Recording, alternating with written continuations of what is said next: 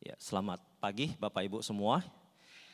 Ya, kami sekali lagi menyambut kehadiran Bapak Ibu guru yang tentu sangat kami hormati, yang sangat kami hargai pelayanan dan juga jasa Bapak Ibu semua. Dan kami bersyukur Bapak Ibu boleh punya waktu kesempatan untuk hadir, untuk diperlengkapi. Kami tahu Bapak Ibu tentu sudah banyak pengalaman untuk mengajar, tapi melalui pembinaan pagi hari ini tentu kami berharap Bapak Ibu semua boleh semakin disegarkan, ya diperlengkapi tentunya dengan satu materi yang saya yakin akan sangat menolong Bapak Ibu semua untuk boleh mendidik dan membawa anak-anak murid kita lebih dekat lagi kepada Tuhan, ya tentunya bukan hanya pengetahuan tapi juga tentu karakter dan juga contoh teladan dari kita sebagai guru-guru Kristen ya di sekolah Kristen terutama. Jadi Bapak Ibu sebelum kita mulai mari kita berdoa. Ya kita siapkan hati kita untuk diri kita masing-masing dan juga untuk pembicara kita Ibu Charlotte. Kita berdoa. Allah Bapa kami yang di surga, Allah yang kami muliakan di dalam nama Yesus Kristus, kami sangat bersyukur dan bersukacita di hari ini. Kami semua Tuhan masih diberikan nafas hidup, kekuatan dan kesehatan. Untuk kami boleh terus menikmati akan berkat Tuhan, terlebih anugerah Tuhan di dalam kami. Boleh terus melayani dan bekerja sebagai guru-guru yang Tuhan percayakan di sekolah-sekolah Kristen. Kami berdoa ya Bapak supaya kami semua yang sudah diberikan panggilan dan kepercayaan yang begitu penting ini, kami sungguh Tuhan boleh terus dimampukan. Di dalam kami boleh melayani bukan hanya di sekolah Kristen tapi juga di gereja sebagai guru sekolah minggu, bahkan mungkin di keluarga kami. Berdoa ya Bapak supaya pembinaan pada hari ini boleh sekali lagi menyatakan akan panggilan kami, meneguhkan kami, sehingga kami juga boleh semakin semangat dan semakin kuat di dalam kami boleh mengajar, di dalam kami boleh membimbing anak-anak dan orang-orang yang Tuhan bawa ke dalam hidup kami. Berkati setiap kami ya Bapa, buka hati dan pikiran kami untuk kami boleh mendengar, kami boleh belajar. Berikan kami hati dan juga telinga seorang murid yang selalu rindu Tuhan untuk boleh mengerti dan taat akan firman-Mu dan juga pengajaran dari Tuhan. Berkati juga hamba-Mu, Ibu Charlotte yang sudah hadir ke tempat ini. Tuhan juga yang mampukan dan berkati hamba-Mu ini supaya sungguh apa yang sudah Tuhan persiapkan melalui hamba-Mu ini juga boleh sekali lagi memberkati setiap kami dan juga membuat kami Tuhan semakin mengerti panggilan kami, pelayanan kami, tugas kami sebagai seorang guru. Terima kasih Bapak, kami serahkan sekali lagi seluruh rangkaian pembinaan para guru dari awal hingga akhir. Tuhan sendiri yang hadir, Tuhan sendiri yang berbicara dan memberkati setiap kami. Biarlah nama Tuhan yang dimuliakan dan kami semua boleh pulang diberkati dan melayani Tuhan lebih lagi. Terima kasih Bapa, di dalam nama Yesus kami sudah berdoa. Amin. Selamat pagi Bapak Ibu. Ya senang sekali ya saya bisa ada di sini. Satu privilege ya bisa ketemu dengan Bapak Ibu guru. Karena bagi saya yang sudah 35 tahun di dunia pendidikan, sampai hari ini saya masih mengagumi kalau orang mau jadi guru. Siapa yang dipanggil Tuhan itu mau jadi guru sejak TK. Jadi kalau anak TK ditanya, udah gede mau jadi apa? Mau jadi ibu guru. Ada nggak? Hah? Nggak ada. Ada yang dari TK mau jadi guru. Dan terus mau jadi guru SD, SMP, SMA, sampai kuliahnya guru, sampai sekarang masih guru. Siapa? Silakan ke sini. Nggak apa-apa, saya mau kasih coklat. Kalau mau dikasih coklat, nah, ya kayaknya tadi yang ngangkat tangan nyesel banget ya. Benar dari TK atau sejak lahir? Oh dari TK, kenapa tuh? Waktu TK itu sering main guru-guruan sama adik, sama sepupu seperti itu. Jadi kalau mengajari anak-anak padahal itu adik saya seperti itu. Jadi dari sekolah minggu jadi guru sekolah minggu dulu seperti itu. Jadi sampai hari ini? Iya dari sekolah SMP udah mulai ngajar privat. Bantu asisten seperti itu. Jadi puji Tuhan. Puji Tuhan. Sampai hari ini, sampai menutup mata. Sampai anak saya sekarang udah kuliah. Oh sekarang anak kuliah juga masih ya. Oke tepuk tangan Bu siapa Bu? Julia. Bu Julia, iya. Oke. Siapa yang kejeblos jadi guru? Silahkan. Ini. Ada coklat. Maju, maju, maju. Ini saya coklatnya 1 box loh. Ini 1 box ya. Aduh nggak percaya. Ini kayak murid TK balik lagi. Siapa yang mau? Nah Bu, Ibu kejeblos di mana? Kejeblos di Metodis 6. Siapa yang ngejeblosin? Saat itu saya sudah lama setelah punya anak menganggur. Kemudian dalam benak saya begini, kenapa ya mereka bisa jadi guru? Sementara saya kan bukan dari keguruan, saya insinyur pangan. Kemudian ada tetangga lihat dia jadi guru, terus saya pikir begini, Tuhan dia jadi guru enak ya. Dia guru TK, aku mau Tuhan, begitu. Terus berjalan kemudian Tuhan tunjukkan saya melamar di Metodis 6. Puji syukur saya diterima. Sampai hari ini. Sampai hari ini 16 Ini rumput tahun. tetangga lebih hijau. Ya, silakan Ibu ngelihat orang lain jadi guru, kemudian ingin ikut jadi guru. Iya, makasih. Ada yang nyesel jadi guru? Ya karena enggak ada tempat lain. Oh ada tuh, ayo maju yang nyesel. Ya. Ini si ibu hidup dalam penyesalan. Ya. Kenapa nih saya jadi guru? Kita dengar ceritanya. Ini semua ada kisah, saudara ya, ada kisah. Nyesel jadi guru ya. Iya, awalnya, aduh. Kenapa aku bilang menyesal? Mama saya kan guru. Jadi kalau mendidik anak itu agak sedikit tegas. Contohnya menghukum begini. Nah, jadi aduh gak enak juga jadi guru. Gak usah lah. Lalu kenapa? Jadi karena dulu ingin mau jadi psikolog. Iya. Terus saya tidak lulus. Oke. Jadi karena dorongan mama, udahlah jadi guru aja lah. Kalau kamu nggak lulus, kamu jadi guru lah. Enggak. Iya. Enggak. Oh. Tetap enggak. Tetap enggak. Tapi karena dorongan mama biar ada penerus. Biar ada penerus. Dan mumpung ada sekolah yang nerima. Ya? Enggak juga.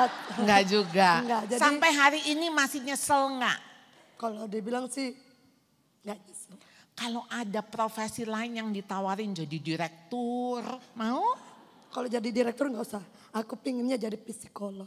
Oh jadi psikolog. Jadi psikolog itu enggak usah maksudnya kuliah. Kita melayani orang-orang, nah lama-lama kita belajar memahami orang.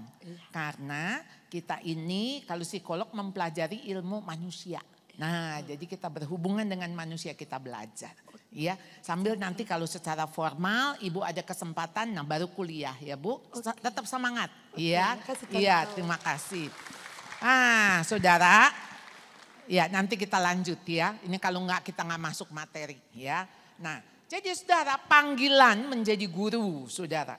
Saudara kita dipanggil apa didorong? Kalau dipanggil berarti tergantung yang manggil.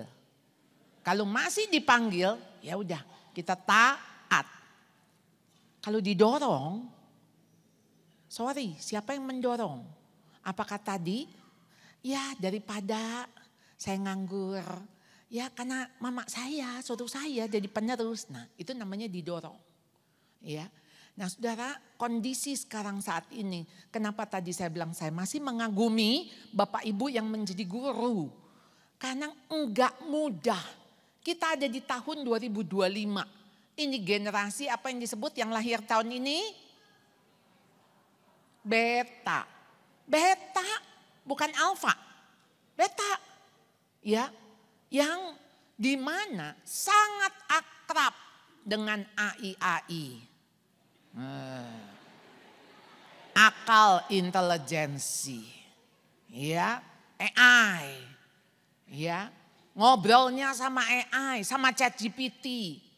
Ya, saudara kita berhadapan dengan generasi yang otomatisasi. Saudara pergi ke hotel, nggak ada orang nanti. Ya, saudara semua ada mesin-mesin, ambil kodenya apa, nanti keluar kuncinya. Nanti kalau butuh anduk, butuh minum, tinggal nanti pencet ada kode, nanti ada robot yang datang. Nggak ada orang. Nanti saudara bayangin kalau profesi guru juga diganti oleh mesin. mesin nggak punya perasaan. Tapi sekarang heran loh, ChatGPT punya perasaan ya. Betul nggak? Tadi saya nanya sama ChatGPT, wah bagus sekali pertanyaan Anda. Ada yang mau saya bantu lagi? Waduh saudara, dia nggak pernah ngomelin saya, nanya melulu. Nggak ada. Jadi saudara, kita akan akrab dunia ini dengan nanti yang makin manusia itu tidak menjadi manusia. Ya, nih saya kasih lihat ada satu contoh saudara ya. Ini sebuah sekolah TK ya. Suara, tolong. Bisa diulang? Bisa diulang? Iya, oke. 树上有10只鸟，猎人开枪打死了一只，树上还剩几只鸟呢？是无声手枪还是其他没有声音的枪？不是无声手枪，也不是其他没有声音的枪。那枪声有多响？大概有80到100分贝。那就是说会震得耳朵疼。难道你打鸟不犯法吗？犯法。您确定那只鸟真的被打死了吗？我确定。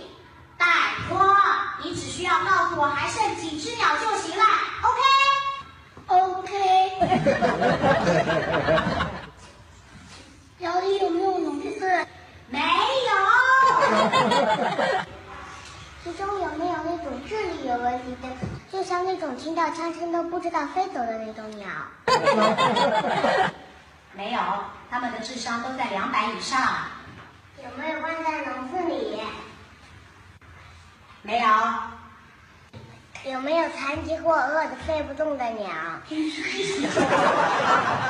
没有，身体都倍儿棒呢。像不像怀孕肚子里的小鸟？它都是公的。都不可能怀孕吗？我晕，绝对不可能。打鸟的人有没有眼花？你确定是10只吗？没有，就真的是10只鸟。有没有傻到不怕死的？他们都怕死。有没有是情侣的？一方被打中，另一方主动陪着殉情的。笨蛋，之前不是告诉你都是公的吗？同性不可以相爱啊。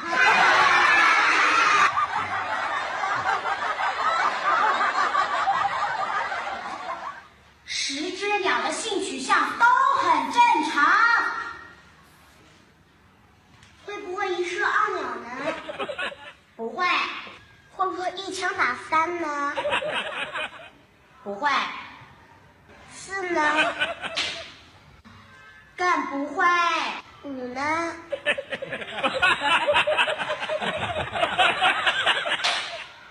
再说一遍，1枪只能打死1只。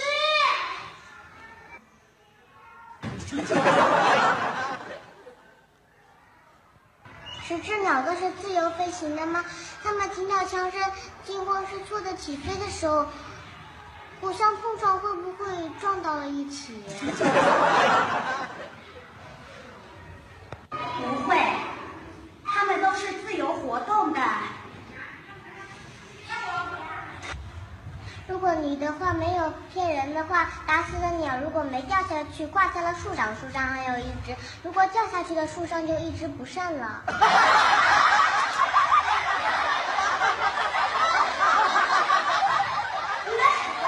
你们不用读小学了，去当教育厅。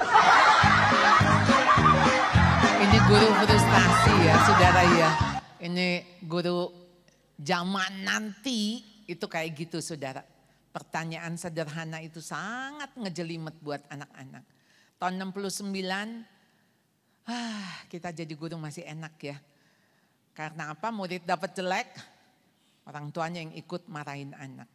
Kalau sekarang saudara, kalau anak murid dapat jelek, siapa yang dimarahin?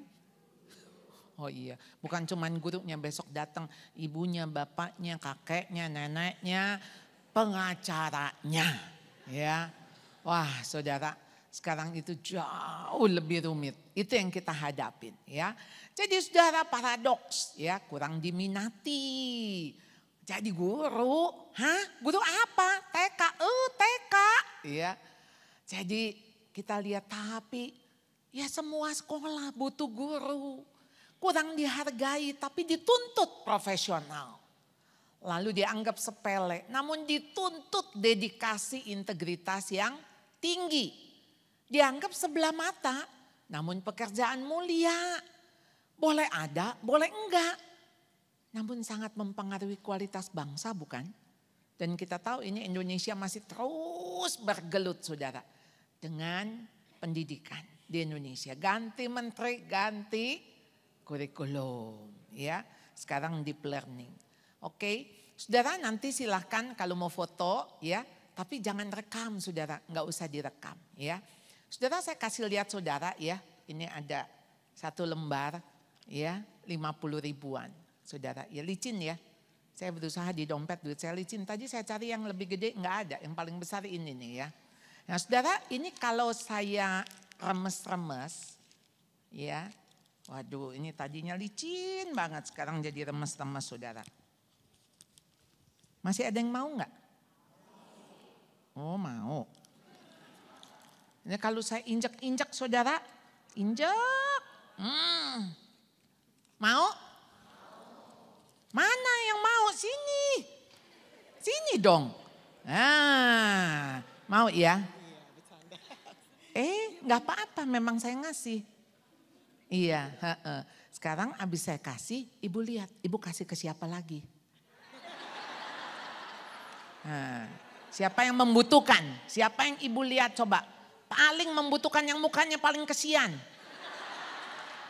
Oh, ada yang angkat tangan tuh. Aduh, Ibu Sahara. Ya ampun, tega kau ya. Kasih itu uang yang udah diinjak-injak. Udah. Memang Ibu Sahara kasihan ya? Paling senior. Oh, paling senior. Nampak dari rambut. Kalau begitu, ini saya kasih kamu lagi karena kamu tadi yang paling berani maju. Nekat. Nah, lalu satu lagi. Untuk kemurahan hati, silahkan kamu mau ngajak orang-orang mau bagi-bagi silahkan. Saudara, saya mau kasih tahu saudara, uang itu, mau kemana Bu? Oh kasih lagi. Ini kayaknya murid yang taat ya kalau sekolah ya. Kalau murid zaman now, begitu dapat langsung masuk Bu ya. Saudara, uang itu mau kayak apapun ya bentuknya, nilainya berubah enggak? Enggak. Saudara tahu enggak? Nilai saudara tidak ditentukan dari wajah saudara, dari penampilan saudara, tidak. Saudara tetap bernilai karena hati saudara. Nanti kita pulang tuh ke surga, Tuhan tuh cuman bilang, hai hambaku yang baik dan setia. Bukan, hai hambaku yang pinter, yang ijazahnya banyak. Yang sering ikut pelatihan. Jadi banyak ininya sertifikat. Bukan. Yang baik dan setia. Tuhan cari hati saudara yang demikian. Ya. Jadi nilai saudara tidak pernah berubah. Mau apapun yang saudara alami. Siapa yang pernah dianiaya sama guru? Ada? Ada ya? Ibu dianiaya apa? Apa Bu? Kaki dipukul, oh itu dianiaya. Oh, dipukulnya sampai? Oh karena nggak hafal perkalian dipukul. Dipukulnya pakai rotan. Berbekas di hati. Iya ini saya kasih coklat Bu. Supaya itu bekasnya itu hilang ya, titip Bu ya. Nggak apa-apa dipalak sedikit sampai sana jadi bungkus ya, bungkusnya aja. Nah saudara, kita semua mungkin punya luka-luka masa lalu. Tapi luka-luka itu saudara nggak boleh membuat saudara benci, pahit. Jadi orang sulit, berbelit-belit, ngomongnya lekit, bikin sembelit. Nah, nggak boleh saudara. Saya tahu nggak banyak yang mau jadi guru. Tapi kalau saudara mau jadi guru, bolehkah itu panggilan? Panggilan. Bukan dari sakit hati saudara. Bukan saudara bilang, saya dulu pernah diginiin sama murid, saya juga akan giniin. Saudara kalau begitu mendingan saudara bertobat dan berobat. Oke? Saudara harus konseling. Jadi saudara, tujuan Allah dalam hidup Anda diciptakan oleh Tuhan dan untuk Tuhan. Dirancang untuk kesenangan Allah. Saudara kita diciptakan di dalam sukacita Allah. Walaupun Allah tahu kita itu jatuh ke dalam dosa, tapi Allah tetap mau menciptakan. Maka sebetulnya ketika Allah tahu Allah sudah menyediakan penebus.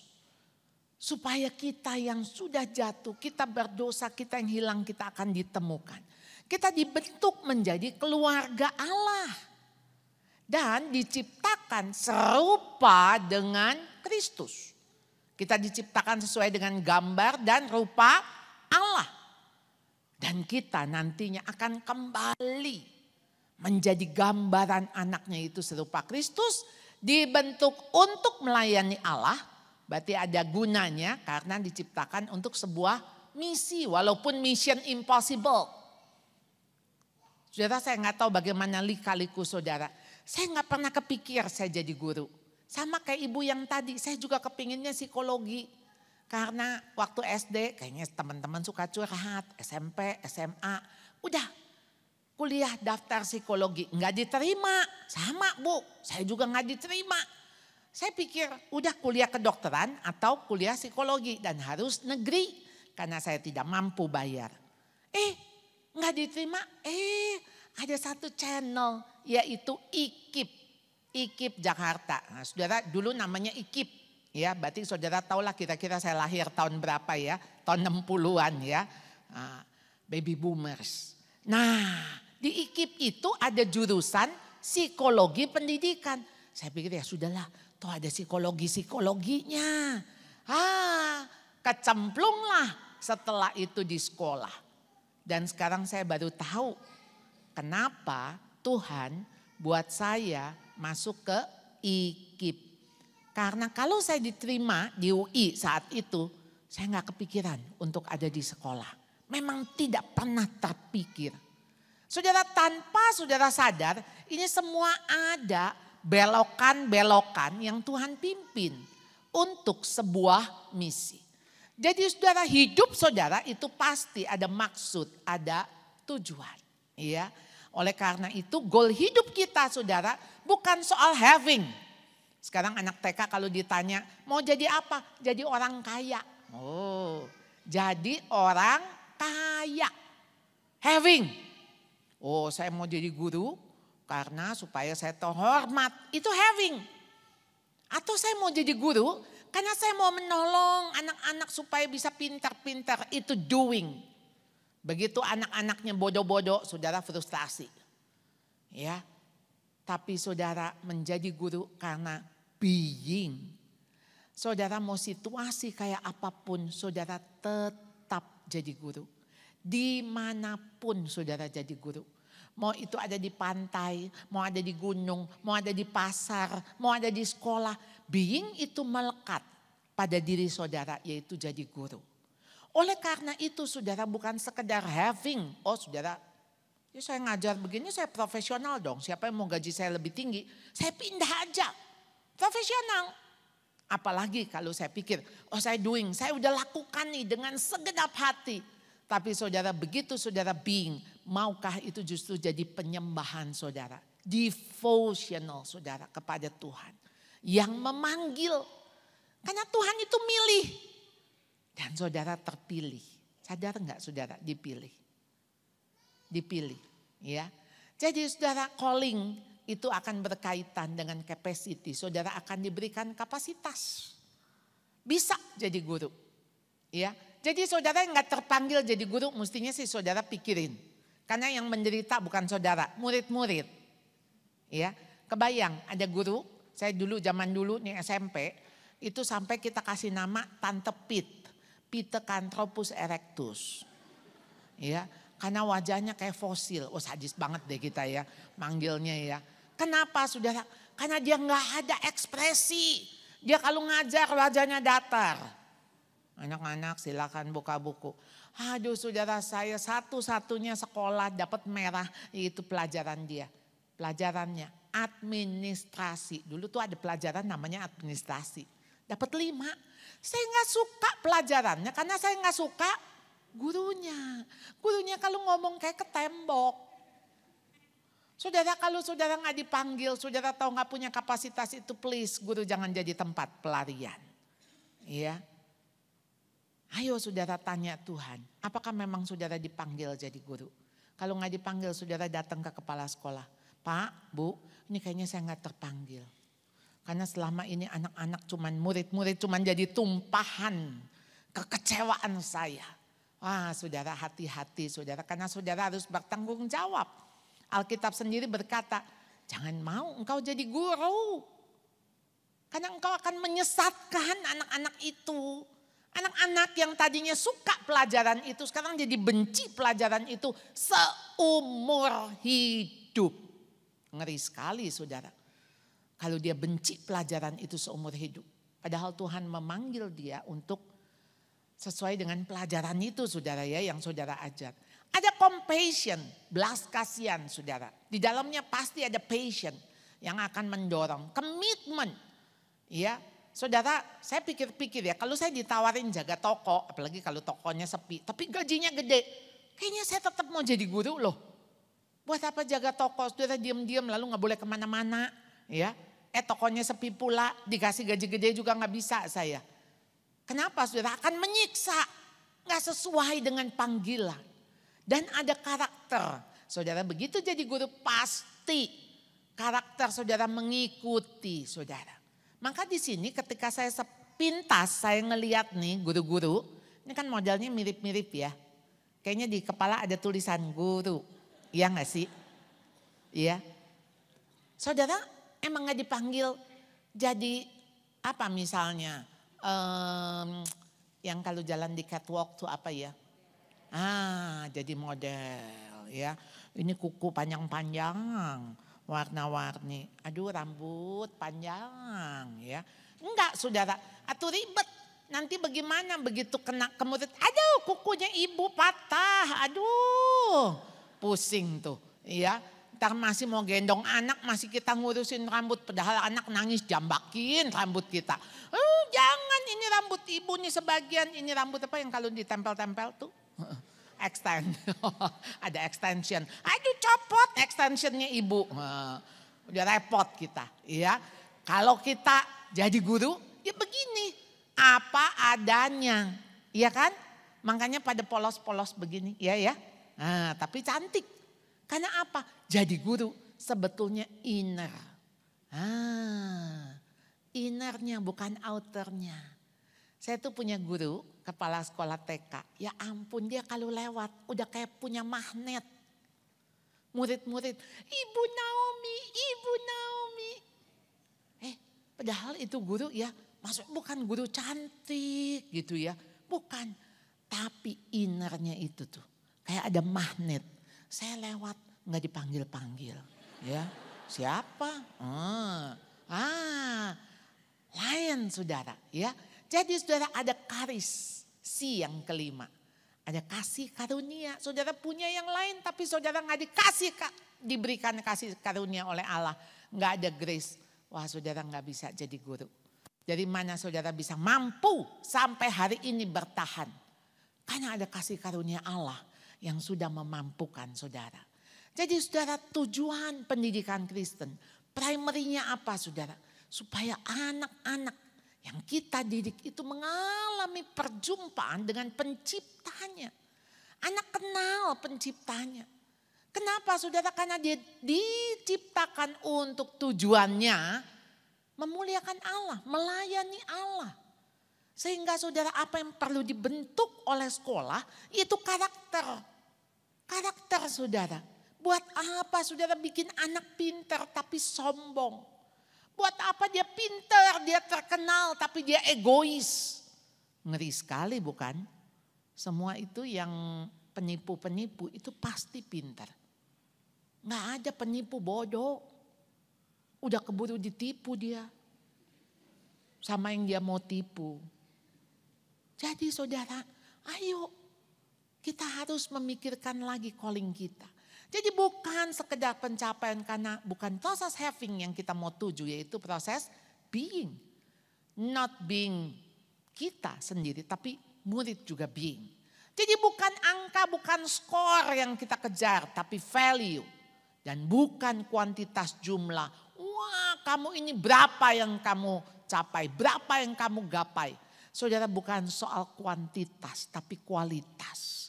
Kualitas karakter, karena kita bukan untuk meraih bintang tapi menjangkau orang.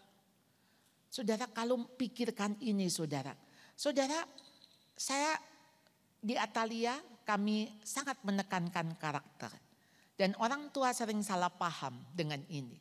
Oh, di Atalia yang penting anak baik-baik, gak usah pinter. Ini bagaimana ya, baik-baik gak usah pinter. Saudara, untuk jadi orang baik itu harus pinter. Saudara harus punya discernment. Kemampuan membedakan. Saudara harus punya boldness. Keberanian. Itu butuh pinter saudara. Jadi gak bisa pinter sama karakter. Ya, itu terpisah. Akademik sama karakter terpisah. Enggak, itu jadi satu, holistik. Kalau anak yang kita didik sungguh-sungguh, saudara, dia excellent dan dia lakukan itu untuk Tuhan dengan segenap hati, segenap jiwa, segenap kekuatan, apa dia nggak jadi excellent? Jadi saudara, ayo bikin anak-anak kita mau menjangkau orang. Hidupnya harus berdampak bagi orang. Bukan sekedar bintang. Oh, kita nggak membuat anak-anak punya bintang gemerlap, habis itu hidupnya hanya untuk diri sendiri. Jadi bukan mengejar pencapaian, tapi yang dikejar keadilan, ibadah, kesetiaan, kasih, kesabaran, kelembutan, dan semua ini kualitas karakter. Jadi a teacher affect eternity. Efek daripada guru itu sampai yang kita nggak tahu di mana influence-nya. Teach a child and you touch the future. Saudara, ada satu klip ya, saya akan berikan. Bisa diklik, bisa jalan nggak filmnya? Oke, kelihatannya ada kesulitan, nggak apa-apa, saya lewatin. Nggak apa-apa ya, ini karena waktu saya juga terbatas saudara. Didik orang muda menurut jalan yang patut baginya. Jalan orang muda yaitu anak-anak. Satu hari saudara, kalau dia pun menyimpang dari jalan itu, dia akan kembali. Karena dia ingat gurunya. Saudara, tadi klip tadi itu ada seorang guru yang menghadapi anak yang disleksia. Jadi anak disleksia ini kalau ngelihat huruf tuh kayak terbang-terbang.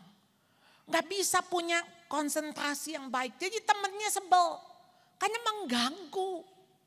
Lalu si guru ngelihat bagaimana anak ini menjadi pengganggu. Lalu orang tua mulai datang. Pindahin dong. Ini anak saya udah gak bisa sekolah gara-gara dia nih. Tapi si guru melihat sesuatu. Oh, anak ini senang sekali bergerak. Wah saudara, 10 tahun kemudian apa yang terjadi? Anak ini dia performance. Tarian apa semacam balet. Wah saudara, memang dia gak bisa untuk ada di akademik dalam konteks secara materi akademik. Saudara, dia yang tarian, gerakan yang tapi excellent. Jadi saudara, kita melihat ayo guru-guru harus menemukan ya. Sehingga saudara, what the teacher is more important than what he teaches.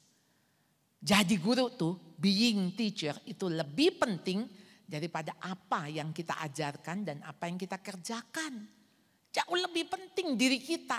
Karena yang Tuhan mau pakai diri kita.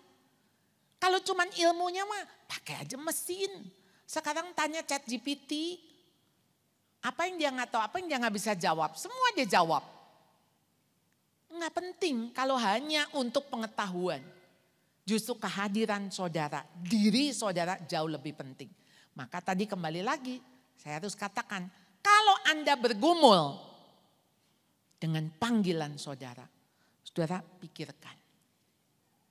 Karena kehadiran guru-guru yang sakit, quote unquote sakit, itu akan menyakiti murid-murid. Please, Anda punya luka-luka masa lalu, kepahitan. Aduh saudara, ayo jangan bikin kelas Anda hanya menjadi ajang saudara melampiaskan kesakitan itu. Hurting people hurt people. If you never heal from what hurt you. Kalau engkau gak pernah sembuh dari apa yang menyakitimu, darah yang ada di lukamu akan menetes. Akan menodai orang-orang yang tidak menyakitimu. Mungkin anak yang gak punya perhatian, anak yang goyang-goyang, anak yang wah saudara akan bisa marah. Sini maju. Dihukum tadi apa? Gini ya. Oh. Atau dipukul karena gak bisa menghitung. Saudara dia gak bisa ngitung. Ya memang bukan karena dia dia malas. Mungkin memang dia lemah. Gak bisa-bisa. Saudara saya punya murid beberapa yang kebutuhan khusus. Waktu saya ingat sekali angkatan pertama waktu saya buka sekolah kelas 7 SMP. Rapat guru-guru. Bu, anak ini gak naik kelas. Saya bilang anak ini gak naik kelas. Saya mau tanya, ini kan anak dari TK, dari SD, SMP. Gak naik kelas. Gak naik kelasnya kenapa? Udah diusahakan oleh guru. Udah bu, emang mentok. Oh kalau emang mentok naikin aja. Karena kalau diulang juga mentok lagi kan? Ya enggak? Kan mentok. Udah naikin aja. Udah apa? Kasih tugas. Kasih apa? Enggak apa-apa. Saudara, kelas 7 naik. Terus kelas 11 enggak naik. Waktu kelas 11 dia enggak naik, saudara dia datang ke kepala sekolah. Pak saya mau keluar. Saya mau bantu mama saya. Dengan saya kerja di bengkel milik om saya. Kepala sekolah cuman bilang, kamu lanjut. Enggak apa-apa ngulang. Kalau kamu berhenti sekarang, kamu terus cuman jadi kerja di bengkel. Kalau kamu tetap sekolah, kamu nanti punya bengkel. Supaya membedakan kerja di bengkel sama punya bengkel. Singkat kata, waktu dia ngulang, kan itu pelajaran, udah pernah dia pelajari kan, yang kelas 11. Dan ini memang dia masuk kelas 11 IPA. Saudara entah gimana, padahal itu murid dari TK. Di kelas 11 itu ada satu ajang, namanya aksen. Ajang kreasi dan seni. Jadi itu anak nyanyi, ya nyanyi yang tahu ya kayak ngerok-ngerok gitu kan berarti suaranya kayak serak-serak bahasa gitu. Indonesia tanah, wah nyanyi gitu ya. Wih, temennya, gitu ya. Saudara, itu kepercayaan diri tumbuh luar biasa. Wah nilainya bagus-bagus. Dia lulus kelas 12. Saudara, sekarang ini dia punya 3 perusahaan. Saudara, saya kadang-kadang yang ngelihat hidup manusia itu luar biasa ya. Luar biasa saudara. Memang waktu awal tahun dia lulus, dia mau kuliah, gak keterima di universitas negeri, lalu dia gap year. Jadi gap year itu 1 tahun dia gak kuliah. Dia kerja di mana? Di Dunkin Donut, jadi janitor. Sehari dibayar 50.000. Waktu saya diceritain itu, saya bilang luar biasa sekali anak ini. Mau jadi janitor saudara, ngepel-ngepel di Dunkin Donut. tetapi di situ sekolah kehidupan. Sekolah kerendahan hati. Dan waktu dia kuliah, tahun berikutnya diterima di IPB, kemudian setelah lulus dia punya 3 usaha. Jadi saudara, ini ada 7 laws of teacher dari Howard Hendricks. Law yang pertama, teacher, guru. Stop growing today and you stop teaching tomorrow. Saudara jadi guru, saudara harus berkembang. Nggak bisa saudara mandek. Nah, T lalu E, education. How people learn determines how you teach. Tuhan kasih saudara gaya belajar dan gaya mengajar. Ya udah, itulah memang beingnya saudara. Kembangkan itu, ya. Lalu activity. Karena apa saudara? Enggak mungkin anak-anak hanya duduk diam. Maximum learning is always the result of maximum involvement. Anak mesti terlibat. Jadi jangan diajak hanya untuk berpikir, merasa, tapi juga bertindak. Ayo melakukan. Dan jangan lupa komunikasi, adakan percakapan, bicara dari hati ke hati dengan siswa. Ya, the truly impart information requires the building of bridge communication. Anda harus jadi stimulator, motivator. Saudara, kata-kata Anda, cuman kalimat begini, masa gitu aja nggak bisa. Punya 2 makna. Makna anak merasa dihina, masa gitu aja nggak bisa, saya dihina. Atau itu menjadi encouragement. Iya ya, masa saya gini aja nggak bisa? Tergantung apa? Relasi. Saudara, komunikasi jelas untuk membangun relasi. Enggak ada relasi, jangan koreksi. Dan mau bangun relasi, harus mau bangun komunikasi. Heart, hati. Teaching that impacts, it's not head to head, tapi heart to heart. Maka saudara, waktu saudara bicara dari hati ke hati, saudara sentuh aja hatinya. Oh, saudara sentuh dirinya. Kalau saudara sentuh ininya, kamu ya pikir salah kamu di mana. Kamu pikir kamu mau jadi apa? Saudara, yang ada mah hatinya yang sakit, hatinya yang robek, hatinya yang luka. Jadi saudara, ayo personal touch. Harus encouragement jadi guru saudara. Teaching tends to be most effective when the learner is properly motivated.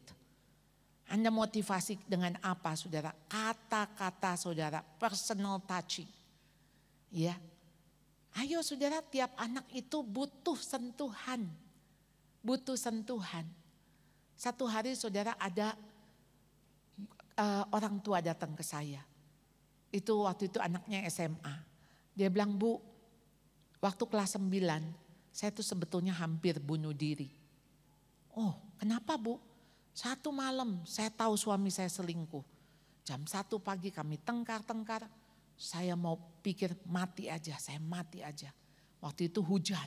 Saya lari keluar, saya pikir saya mau pergi ke jembatan penyeberangan. Saya mau terjun. Tapi anak saya ikutin saya. Lalu saya bilang, kamu pulang, pulang. Saya bilang, lalu dia bilang, anak saya tanya, Mama mau kemana? Mama mau pergi, Mama mau mati. Anaknya langsung bilang, aku juga mau mati. Wah, kalimat itu menyadarkan dia. Saudara, maka mamahnya mengurungkan niatnya. Saya kebayang kalau anak itu besok paginya ke sekolah terlambat. Dan guru cuman, kamu telat, dihukum. Saudara nggak tanya, kenapa dia terlambat hari itu. Ada apa yang terjadi? Saudara pakai segala kesempatan saudara. Dan R yang terakhir yaitu faktor readiness. The teaching learning process will be most effective when both student and teacher are adequately prepared. Saudara nggak mungkin saudara nggak prepare. Saudara punya lesson plan, saudara mau pakai tahun lalu punya, ya, saudara mau pakai, saudara punya bahan, semua tinggal di copy paste, nggak mungkin karena saudara berhadapan dengan murid yang berbeda. Dari tahun ke tahun murid saudara berbeda. Jadi saudara, I hear, I forget. I see, I remember. I do, I understand. Kalau saudara mau berubah, memang saudara harus terus melakukan pembaharuan. Jadi saudara, 1 Petrus 5.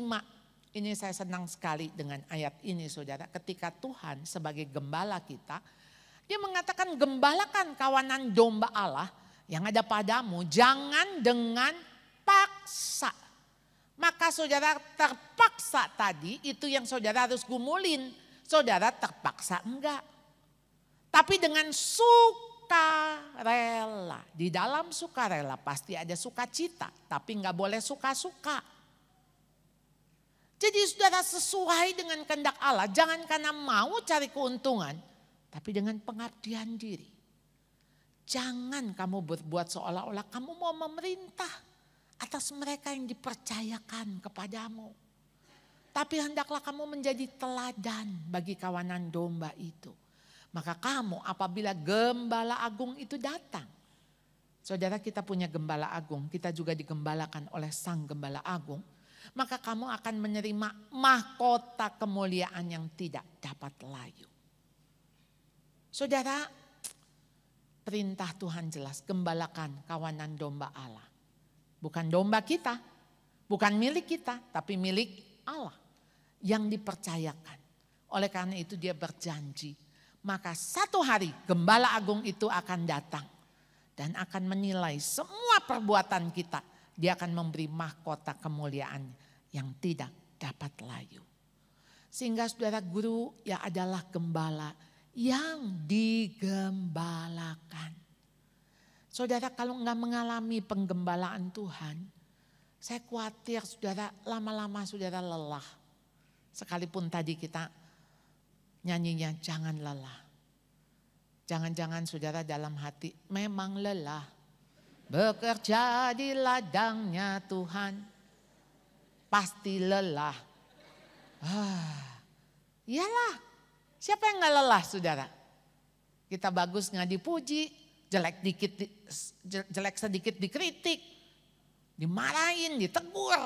Takut kita sama orang tua, betul enggak? Jadi saudara pasti lelah. Tapi oleh karena itu kita tahu kita punya gembala agung yang mempercayakan kawanan dombanya untuk digembalakan. Jadi don't and do-nya jangan dengan paksa. Tapi dengan sukarela. Jangan karena mau cari keuntungan, tapi dengan pengabdian. Karena kita tahu kita nggak tanggung jawab hanya dengan anak ini, nggak hanya dengan orang tuanya, nggak hanya dengan kepala sekolah, nggak hanya dengan yayasan. Kita tanggung jawabnya dengan gembala agung kita. Jangan kamu berbuat seolah-olah mau memerintah, mau jadi bos. Mau menunjukkan kuasa Anda. Ayo, kamu jadi teladan. Jadi saudara, pengabdian diri bukan karena mendapat keuntungan. Memberi diri hanya satu untuk berguna. Bukan memanfaatkan orang lain demi kepentingan diri. Sehingga saudara, pengorbanan diri. Memang sacrifice itu baru saudara bisa merasakan. Ini namanya ikut Tuhan, pikul salib, menyangkal diri. Kalau nggak berkorban mah nggak ada value-nya. Kalau nggak ada pengorbanan nggak ada value-nya saudara. Saya mau ke sini kemarin pesawat delay 3 jam. Saudara, saya udah lama nggak naik pesawat delay. Biasa on time. Sekarang delay. Ya ampun, ini nggak ada temen, nggak ada lagi yang mau dikerjakan.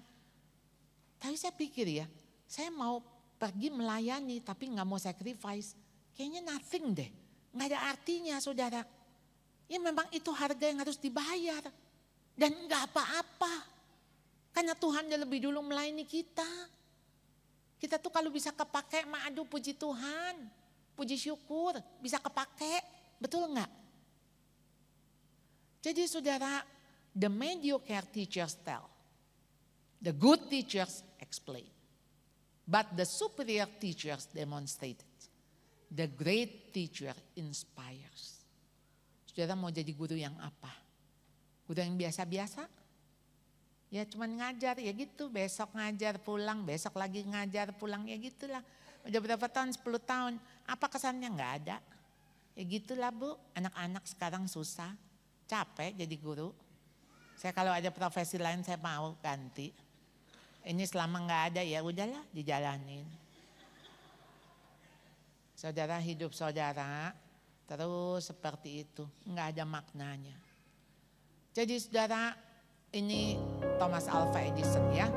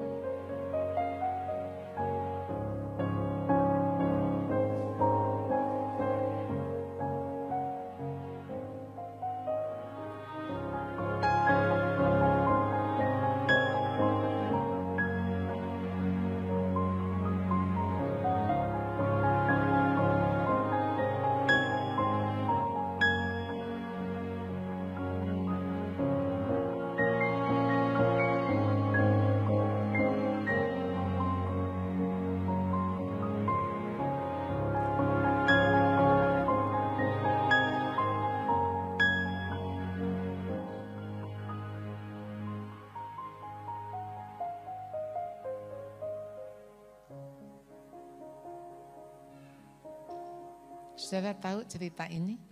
Iya. Ada guru yang cuman bisa melihat. Ini anak gak bisa diajar. Udah, kita gak sanggup.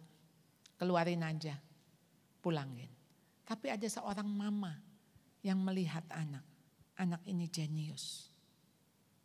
Saudara gak pernah tahu anak itu akan jadi apa. Untung mama ini mengubah isi surat. Bukan isi dari si guru, tapi isi hati dari si mama. Ya, isi hati mama yang dia katakan. Nak, gurumu mengatakan, ya Anda jangan melihatnya ini kebohongan begitu ya, tapi ini Anda melihat POV, point of view. Ya, gurumu mengatakan kamu terlalu jenius, jadi guru nggak sanggup. Sama-sama nggak sanggup kan? Kan gurunya bilang nggak sanggup. Terlalu bodoh. Tapi mamanya melihat kamu terlalu jenius. Jadi guru itu gak sanggup. Keluar ya, gak usah sekolah di situ. Mama yang ajarin. Saudara, Yesaya 50 ayat 4, Tuhan Allah telah memberikan kepadaku lidah seorang murid. Lidah. Supaya dengan perkataan aku dapat memberi semangat baru kepada orang yang letih lesu. Setiap hari murid Anda datang letih lesu. Habis diomelin sama mamanya. Pagi-pagi kesel bangun. Ya, pagi mungkin murid-murid kita udah dimarahin sama bapaknya, sama ibunya. Ya, kamu ini malas sekolah. Wah, mungkin apalagi ya kata-kata ya. Kamu bodoh, kamu nggak ada masa depan, kamu percuma jadi anak. Saya nggak tahu. Apa yang membuat anak itu datang ke sekolah? Kata-kata apa? Tapi begitu pagi hari, saudara muncul kalimat, "Hei, hari bagus, hari indah, tos, mari menari bersama ibu." Anda lihat ya, ada klip-klip yang kalau anak tuh masuk tuh boleh milih, mau tos, mau goyang, mau joget, mau apa begitu gaya-gaya, sesuai dengan pilihan murid. Kenapa Anda gak berikan dia semangat satu hari lagi? Karena kita gak tahu loh murid kita tuh kapan dipanggil Tuhan pulang. Saya punya murid 3 tahun meninggal karena demam berdarah. 4,5 tahun karena liver. Ada yang 18 tahun karena amuba. Ada yang 17 tahun saudara, saya pernah punya murid bunuh diri di rumahnya. Wah saudara, itu masa kelam bagi sekolah kami. Ada murid yang umur 21 tahun, 22 tahun meninggal. Entah nggak tahu kenapa sebabnya. Jadi saudara nggak tahu apakah ini menjadi pertemuan terakhir. Jadi saudara, setiap pagi ia mempertajam pendengaranku untuk mendengar seperti seorang murid. Jadi kita bukan hanya guru, kita adalah murid. Jadi memuridkan dan dimuridkan harus jadi gaya hidup setiap guru. Jadi saudara, karakter murid apa saudara? 3. 1 apa? Teachable. 2 humble. 3 obedient. Ada 3 MD. Teachable, mau diajar, mau ditegur, mau disuruh. Ini murid. Humble, obedient, teachable. Jadi mau diajar, itu yang diproses apa? Ini nih saudara, mau belajar dia. Mau berubah, mau ada pembaharuan. Punya keinginan berkembang. Berani keluar dari comfort zone, ayo belajar apa saja. Saudara, saya sekarang kuliah lagi, S3. Saya punya proposal yang ke-14 kali saudara baru disetujui. Sampai udah enak-enak saudara. Sampai rasanya udah gak mau ngeliat lagi jurnal. Sampai rasanya perlu sekolah gak sih? Tapi saya sudah sampai sini. Anak saya bilang, Mam kalau mau tahu kehendak Tuhan, Mami tunggu aja di DO. Ya ampun, di DO ya. Iya, selama belum di DO, Mami mesti jangan menyerah. Oh iya benar juga ya, jangan menyerah. Pokoknya ya tunggu sampai, oh udah kamu gak bisa, ya udah nerima dan nasib. Emang gak usah selesai gitu kan. Aduh saudara, rasanya tuh merasa diri bodoh, depresi saudara. Tapi saya pikir-pikir, ini Tuhan bukan lagi ngomong soal ini saya nih. Ya, bukan soal pikiran saya. Pikiran saya dibangun dari apa saudara? Saya tahu banyak pikiran-pikiran negatif. Kamu bodoh, kamu gak bisa. Karena saya dulu saudara juga ada di dalam keluarga yang kata-katanya itu gak positif. Bisa apa? Mau jadi apa? Saudara, sehingga itu tercermin, saya gak bisa, saya gak bisa. Bahasa Inggris saya pas-pasan. Ya, saya tuh gak bisa baca. Memang betul, saya tuh gak bisa baca dari depan sampai belakang saudara. Jarang tuh buku, mungkin beberapa buku cerita aja saudara yang saya bisa depan sampai belakang. Agatha Christie aja saya kalau baca dulu, sedang Agatha Christie tahu ya, buku-buku misteri. Saya mau bisa baca depan, habis itu ke belakang, habis belakang saya ke tengah. Dari tengah saya balik lagi, sebetulnya ini pembunuhnya siapa? Ini ada 13 orang nih ya, cari ini. Oh pembunuhnya ternyata si ini, si A. Saya balik lagi, kenapa dia mau ngebunuh di depan? Bisa bolak-balik, itu mah orang mabok sebetulnya ya. Tapi ya itu jadi gayanya saya baru tahu kalau saya tuh ADD. Pantesan anak saya juga ADD. Saudara tahu ADD, Attention Deficit Disorder. Ya, jadi anak saya nggak bisa juga baca buku. Bergumul sekali mereka saudara. Jadi ini masalahnya ada di sini saudara. Saya nggak cukup humble. Ini proses pembentukan perasaan. Saya harus belajar ngosongin diri. Dikritik tidak tersinggung, dipuji tidak tersanjung. Ya, rendah hati bukan rendah diri. Kalau enggak saudara, dikritik tersinggung, dipuji tersanjung. Terus enggak pernah firm. Lelah saudara. Jadi orang yang hidupnya dari apa kata orang. Ayo saudara kosong. Nothing. Orang mau ngomong apa? Enggak apa-apa. Orang bisa menilai kita apapun. Tapi kita enggak mengambil kata-kata dia untuk nempel menjadi jati diri kita. Saya lupa kalau saya itu sebetulnya cadel. Jadi saudara, satu hari ada orang tua murid bilang, Bu, anak saya cadel, jadi dia gak mau ikut spelling bee. Lalu saya bilang, ini kepala sekolahnya juga cadel. Maksudnya? Oh saya baru ingat saya cadel. Saya udah lupa saudara. Karena apa? Saya kecil tuh sering coba ngomong ulel melingkal di atas pagel mutel-mutel gitu kan. Dibully. Sampai hari ini saudara, saya tuh gak bisa ngedengar saya punya seminar, saya punya khotbah. Itu seperti kayak saya mendengar itu kayak akan menusuk cadelnya saya. Sampai satu hari ada satu teman bilang, hei saya tuh pernah satu waktu ngedenger dari radio atau apa begitu. Suara kamu, karena suara kamu khas. Ya itu cadelnya. Saya bilang iya cadel ya. Ini ya padahal dulu kayaknya udah mau dikerok pakai apa namanya, pakai koin katanya ya. Atau dulu kan sering ejekannya, dulu si TK bolos ya pas waktu belajar huruf R gitu. Ini R saya kan kayak ada di sini saudara. Saya frustasi, Tuhan kenapa jadiin lidah saya pendek, kenapa jadi, wah saudara menjadi rendah diri. Tapi rendah diri itu sebetulnya cuman satu sisi koin dari kesombongan. Emang kalau cadel kenapa? Ya nggak apa-apa gitu.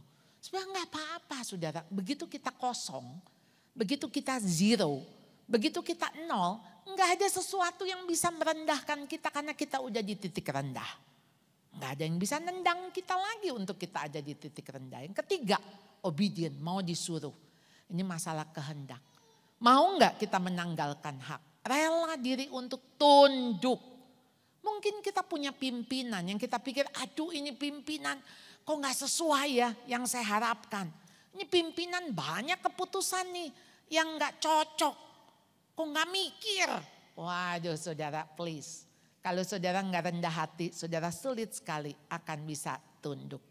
Mau taat karena mengalami pertumbuhan. Saudara mau tumbuh pasti ada hurt. Naik sepeda, wah ya pasti mesti jatuh. Ya dong, mana ada jago sepeda nggak pernah jatuh. Mana ada pelari nggak pernah jatuh. Saudara bertumbuh pasti ada sakit. Ya kita boleh sambutan kepada Bu Charlotte lagi ya. Jadi ini ada sesi tanya jawab ya. Tapi boleh persiapkan dulu pertanyaannya. Ini kami ngobrol dulu sebentar. Jadi Bu Charlotte, saya terharu sekali waktu Ibu jelaskan itu tentang guru. Di mana itu mengingatkan saya waktu SD dulu kan ada satu ibu namanya Ibu Satik. Gurunya killer lah kita bilang ya. Dia kepala sekolah, kebetulan wali kelas saya juga. Dulu waktu kelas 6 SD saya itu nggak bisa matematika. Itu di bawah 5 nilai saya. Jadi kerjaan ibu itu ya hukum saya aja lah. Tadi bagus dipukul kakinya ya. Saya dipukul di rotan lalu dibawa jalan-jalan ke bawah ke adik kelas. Dipermalukannya langsung. Ini ya nggak bisa matematika jangan seperti dia katanya begitu. Jadi setelah lulus kelas 6 itu dari sekolah itu ada satu hari dia kasih tantangan. Kalau lu nggak mau seperti ini, lu besok harus bisa matematika. Dan itu saya rasa nggak mungkin ya, perkalian 1 sampai 10 metriknya dalam satu malam gitu. Cuma nggak nyangka, karena saya takut malu juga, saya bisa. Satu malam aja Bu, satu malam. Dan itu keterusan sampai SMP. Waktu saya SMP kan udah ke Medan. Waktu itu saya di tebing tinggi waktu SD. Jadi waktu SMP-nya, waktu masuk kelas 1 ya saya kaget. Teman-teman saya sekelas ini, yang orang kota ya teman-temannya, waktu itu ya, itu nggak bisa matematika perkalian. Dan saya waktu diuji guru matematikanya, wah bisa gitu, saya kaget gitu. Jadi yang dulu dia maluin saya, sekarang yang saya malukan orang lain begitu. Saya ingat Bu Satik itu, tapi ya Bu Satik ada kasihan juga karena sudah dipanggil Bu. Tahun ini ya karena penyakit kritis itu sangat terharu waktu Ibu Charlotte menjelaskan tentang guru itu. Luar biasa. Dan juga tadi rupanya Bu Charlotte ada baca novel Agatha tadi ya? Agatha Christie. Agatha Christie. Iya. 13 Little Indian ya, kalau nggak salah, yang 13 orang itu. Oh iya. Tapi boleh ditiru juga loh, baru kepikiran loh, baca buku misteri langsung aja plot twistnya ke belakang gitu, siapa yang bunuh. Karena ingat saya yang bunuh itu kan harusnya sudah mati. Jadi harus baca dari ulang lagi lah, kok udah mati kok bisa bunuh orang, nah, gitu. Tapi boleh juga dicoba ya, dari awal tiba-tiba kita baca di akhir, lalu ke tengah kok bisa gitu. Tapi boleh lah Bu. Jadi sebelum pertanyaan teman-teman, para peserta ya, ini ada sedikit lah dari saya Bu ya. Dari yang Ibu Charlotte sampaikan tadi. Nah yang pertama ini masalah yang tadi lah. Yang tadi Ibu Charlotte bilang kan, kalau nilai anaknya itu kan jelek. Kalau tahun 60-an, oh orang tuanya yang ini tegas ya. Tapi kalau sekarang ini ya tadi seperti Ibu katakan nanti orang tuanya datang, terus kakek neneknya datang, terakhir pengacaranya datang. Jadi yang baru-baru ini kan mungkin teman-teman juga tahu masalah yang sekarang itu ada seorang murid yang ketahuan merokok di sekolah itu Bu, yang ditampar kepala sekolahnya. Tapi saya pun tahunya dari media ya. Jadi kemudian pejabat setempat malah ini menonaktifkan kepala sekolah itu, agak terbalik begitu. Lah ini ya kok bukan murid yang ditegasi, malah kepala sekolah yang menghukum. Dan uniknya juga teman-temannya dikatakan ada 630 orang siswa mogok sekolah. Mogok sekolah untuk menuntut kepala sekolah yang menghukum anak yang ketahuan merokok ini digeser lah, dipecat karena itu kan sekolah negeri gitu. Jadi kebetulan mungkin di antara kita ini kan ada pemimpin perguruan, Bu. Mungkin juga ada kepala yayasan dan juga kepala sekolah. Jadi kira-kira lah menurut pandangan Ibu itu soal regulasi ini. Regulasi baik dari pihak sekolah, terus gimana lah tips dan saran kira-kira untuk menaungi guru-guru yang kena masalah seperti ini, Bu. Ya, terima kasih, Bu. Iya, Bapak Ibu, kita menghadapi orang tua yang sekarang ini, bayangkan kalau begitu ini anak TK, berarti kan orang tua millennials ya. Jadi orang tua yang sangat overprotective sama anak. Dan punya cara didik yang berbeda. Jadi penting sekali kita mengedukasi orang tuanya. Dan kalau kita mau, kita harus katakan sama orang tua, kita jalan sama-sama. Jadi caramu dan caraku itu harus sama. Kalau nggak sama, jangan diterima. Kalau dia mau bilang enggak, anak saya nggak boleh diapa-apain, anak saya jangan dihukum, anak saya jangan ini. Silahkan Bu, didik aja sendiri, homeschooling. Karena begitu dia di sekolah, ada aturan-aturan. Dan memang kalau yang merokok itu kemarin apa ditampar ya anaknya ya. Ditampar kepala sekolahnya. Pertama dia bohong katanya di media ya. Jadi saya nggak merokok, tapi udah ketahuan. Jadi cari rokoknya nggak ketemu, jadi muridnya ditampar. Tapi muridnya menambah-nambah kepada orang tuanya, saya ditendang, saya dianiaya dan selanjutnya begitu. Iya. Nah oleh karena itu sekarang ini kan CCTV sangat dibutuhkan Bapak Ibu. Karena sehingga nggak bisa si anak memfitnah gitu ya. Nah lalu saya memang harus mengatakan, zaman now udah nggak bisa lagi saudara pakai pukul. Yang saudara harus pukul hatinya, bukan badannya. Ya, nggak bisa saudara. Karena zaman sekarang, kalau zaman dulu kita ini begitu, saya dipukul sama mama saya, sama bapak saya 1 kali. Oh lu 1 kali, gue 5 kali gitu. Dulu kan bangga-bangga gitu ya. Maksudnya kita dipukul tuh biasa gitu loh. Di rumah dipukul, di sekolah dipukul, biasa. Tapi sekarang gak biasa. Jadi dipukul sedikit aja, itu seperti sesuatu yang heboh. Jadi oleh karena itu saya selalu mengatakan kepada guru-guru, kalau Anda gak tahan dan Anda rasa mau pukul, mau hantam gitu ya, mendingan Anda lari. Mendingan lari. Karena nanti waktu kita emosi, kita gak tahu sejauh mana kekuatan kita juga. Ya begitu kita hantam tuh anak jatuh, pecah kepala, kita yang masuk penjara. Karena kita nggak tahu waktu kita emosi itu seberapa. Jadi lebih baik waktu kita emosi kita nggak melakukan apa-apa. Ya kita mundur aja, masuk ruangan, tinggalin aja dia. Iya. Nah jadi waktu mendidik dia jelas. Sekarang ini mendidik bukan dengan cara-cara kuno, dengan cara-cara ini enggak. Misalnya sekarang, kan si kepala sekolah punya otoritas. Oke, sekarang kamu bilang enggak merokok, tapi bapak udah lihat kamu merokok. Oke, sekarang kamu pikir baik-baik, kamu ingat-ingat. Tinggalin aja, ingat-ingat. Kalau kamu sudah ingat, kasih tahu bapak. Pakai otoritas itu. Jadi nggak usah lah dia ditampar, habis itu dia lebay pulang, bilang sama orang tuanya, lalu orang tuanya menuntut, lalu teman-temannya mendukung malah. Mendukung. Nah itu yang unik sekarang. Iya betul. Yang maksudnya yang salah pun didukung temannya begitu. Dan sekarang ini karena ada media loh Bapak Ibu. Kalau dulu kan belum ada media. Sekarang ada media, jadi begitu kejadian apa, disebar kayak apa, terus seluruh dunia tahu. Jadi ayolah kita makin bijaksana, bijak sini ya. Untuk apa nih yang harus kita lakukan? Mendidik enggak? Ya karena kita tetap harus menjadi apa ya, terhormat itu tuh di dalam konteks respectful untuk kita tahu bahwa kita menghargai anak ini dan kita menghargai diri kita. Karena kalau kita nampar berarti kan kita nggak menghargai anak ini. Iya kan? Ya. Terima kasih Bu.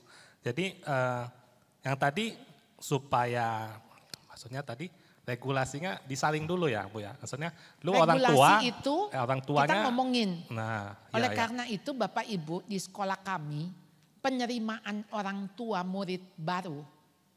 Kan biasa tulisannya penerimaan siswa baru. Betul? Sebetulnya yang kita hire bukan siswanya aja tapi orang tuanya. Karena kita akan kerja sama dengan si orang tua. Betul, orang tua. Jadi jangan sampai orang tuanya cuma ngebayar doang. Orang tuanya diwawancara satu persatu. Itu yang kami lakukan. Kami anggota yayasan, kami semua wawancara orang tua. Jadi mau muridnya pinter, mau muridnya bagus. Kalau orang tuanya dari awal udah gak bisa diajak kerjasama, sebaiknya jangan diterima. Karena ini arahnya jadi lain. Yang satu mau ke Toba, yang satu Padang Sidempuan, lain ya? Lain. Betul. Pada jauh ya Bu, ya betul, Ya kiri kan? kanan. Kanan itu toh, Ya, maksudnya arahnya beda. Kalau arahnya beda itu anak tangan ditarik sini, tarik situ. Nggak ketemu. Betul. Iya. Betul. Oke. Jadi diselektif dulu dari awal bersama orang tua. Ini jarang loh orang tuanya diinterview juga waktu penerimaan ya Bu ya. Iya, Di sekolah Ibu satu-satu. begitu ya? Iya. Oh, luar biasa loh. Boleh ditiru lah. Ayo, saya terus mendorong. Tapi begini, kan ada orang tua yang memang nggak ngerti, nggak paham. Iyalah terserah sekolah lah, sekolah mau bagaimana lah gitu. Nah itu kita arahkan. Ibu, di sini anak-anak akan begini. Ibu setuju? Dan ibu mesti belajar. Ibu mesti datang parenting. Ya. Jadi ya mau nggak mau sebetulnya ibu bapak begitu nyekolahin anak ke sini, ibu bapak ikut sekolah ya. Kalau ibu bapaknya udah bilang nggak mau, saya udah pinter, saya nggak mau sekolah. Oh ya udah, nanti pengumuman kan, nggak diterima anaknya. Udah gitu ngamuk dia, ya, dia ngamuk. Kenapa anak saya nggak diterima? Emang siapa yang salah? Anak saya pinter apa-apa. Kita awal udah kasih tahu penerimaan siswa tergantung wawancara orang tua, interview siswa, tes siswa, semua menyangkut. Lalu ketika dia ngamuk-ngamuk, ya saya ngadepin, saya cuma bilang gini, Pak, Bapak belum masuk sekolah saya, baru di luar, Bapak gedor-gedor pintu, Bapak ngamuk-ngamuk untuk kami bukakan. Apalagi Bapak udah di dalam, ya. Ini Bapak di luar aja, Bapak merasa kayak punya hak, ya. Betul Bu. Jadi masalah selektif tadi, cuma ini ada masalah kan, Ibu sendiri kan ada sekolah ya. Ini tips saja lah dari Ibu. Masalah kan tadi selain tadi selektif terhadap penerimaan siswanya ya, bersama orang tua juga. Nah ini ada kendala juga, karena kita ada sekolah yang mempunyai tantangan tentang jumlah murid yang ini. Karena kan bagaimanapun dasar dari sekolah juga harus ada dananya untuk bisa Betul. tetap berdiri. Jadi ada kira-kira nggak gimana perjalanan bagi pemimpin teguran kepala sekolah gimana ya bisa ya survive gini tanpa mengorbankan nilai-nilai kekristenan Betul. tadi. Ya. Saudara, sekolah saya juga sekarang sedang menurun jumlah. Ya, ada berapa puluh turun. Saudara, tapi saya tahu turun ini artinya kami punya kesempatan untuk memperbaiki. Turun ini mempunyai kesempatan untuk jadi ada waktu karena murid nggak terlalu besar, jadi ada hal-hal yang kami bisa lakukan, perbaiki. Jadi saudara, jangan demi supaya ini dana masuk, lalu siapa saja. Lalu setelah itu saudara juga yang pusing kan? Kan kalau dia udah masukin ke media sosial, iya dong. Nah, jadi saudara, sebetulnya yang nomor satu saya selalu ingatkan, orang tua murid itu bukan customer, tapi partner. Kalau orang tua murid kita bisa jalan sama-sama, saudara saya yakin kok itu orang tua juga cinta sekolah, sayang sama sekolah. Dan dia sendiri yang akan ajak teman-temannya untuk nyekolahin anak ke sini. Sekarang saya mendapati ada orang tua murid yang punya masalah di sekolah kami. Dan dia ngajak-ngajak orang tua murid lain keluar. Jadi sekarang ada semacam apa ya, influencer. Jadi pindah ini sekolah. Orang tua juga ngomong sama saya. Wah Bu, dia nggak puas. Jadi dia ngajak-ngajak kita. Ya kita sih nggak ada masalah, ngapain pindah-pindah gitu ya. Oh ya saya bilang terima kasih Bu, terima kasih. Saya bilang sebetulnya yang mau pindah itu orang tuanya, bukan muridnya. Oh iya betul, anaknya bilang ma jangan pindah teman-temanku di sini. Gak usah, pindah aja. Lihat ya, orang tua itu egois sekali. Dia gak memikirkan anaknya yang pindah-pindah sekolah. Jadi akhirnya yang saya lakukan apa? Mari perkuat orang tua yang ada di sekolah. Lakukan pendekatan personal approach. Saudara kepala sekolah harus kenal semua murid. Hafal semua murid. Maka saudara jangan punya murid banyak-banyak. Supaya bisa hafal. Ya kan? Supaya bisa hafal. Saudara kalau sudah bisa hafal. Saudara harus hafal orang tuanya. Dan saudara kita tuh panggil orang tua jangan. Maaf Bapak namanya siapa? William. Jadi jangan gini. Mama William, Oh itu si mama punya nama. Ya punya nama dan nama itu bahasa paling indah di telinganya dia. Jadi kita, misalnya namanya siapa? Ibu Margaret, kita panggil, Ibu Margaret. Bukan mamanya William mana gitu ya. Iya, betul. Si William kan punya adik. Ya. Misal siapa adikmu? Gak Kevin. Ada sih, Evelyn lah contohnya. Ya, Kevin. Masa kita mau sebut Mama William? Kalau dia nggak nengok, Mama William, Mama Kevin, Mama. Ya, betul. Kan ya nama si ibu aja. Dan ya saudara itu bekerja bersama-sama dengan dia gitu loh. Dan kita mengharap dia itu bekerja sama bukan demi anaknya. Tapi karena dia as a part of our community. Dia sebagai bagian dari komunitas. Jadi nggak ada saudara begitu mamanya terlibat. Nanti anaknya dapat prioritas. No. Saudara kalau udah begitu sistem jadi kacau. Ya, saudara harus ingetin orang tua yang terlibat tidak ada sangkut paut dengan anak. Dan anak tuh jadi nggak boleh begini. Kan yang tadi Mama William kan. Jadi misalnya mamahnya presiden, bapaknya presiden. Kita nggak boleh sebut ini anaknya. Oh si Anu gitu. Bapaknya sesuai jabatan tinggi mungkin. Iya, di sini siapa Pak Bobi ya? Itu ya. Iya betul Pak Bobi. Jadi nggak boleh, ya. nggak boleh kita bilangin ini anaknya Pak Bobi. No. Ini William. Ini William. Jadi nggak nyangkut dia dengan status bapaknya, ibunya enggak. Ini William. Ya William nggak naik kelas ya tetap nggak naik kelas. Iya dong. Jadi jangan, kok anaknya Pak Bobi kok begini. No. Demikian juga dengan anak kepala sekolah, anak guru, anak yayasan. Nggak nyangkut. Harus dilihat dirinya as a person. Pribadi. Iya. Betul. Gitu Bu. ya. Terima kasih Bu. Jadi ada penghiburan juga kalau sekolahnya muridnya sedikit ya. Itu juga bagian pekerjaan Tuhan Bu ya. Jadi kita mempertebal kualitasnya. Bagian kita memperbaiki. Ya. Jadi betul. kalau murid lebih sedikit nanti ada ruangan nggak dipakai, ruangannya diperbaiki. Ayo pikirkan ruangan itu bisa jadi apa. Sekarang ada dana, ya memang harus ada dana yang memang disisihkan. Iya. Betul. Jadi makanya sulit sekali kalau nggak punya komitmen di dalam dunia pendidikan. Ini khususnya buat mereka yang terpanggil untuk menjadi penata layan. Ya, misalnya anggota yayasan. Ya, atau bahkan yang memang memiliki sekolah.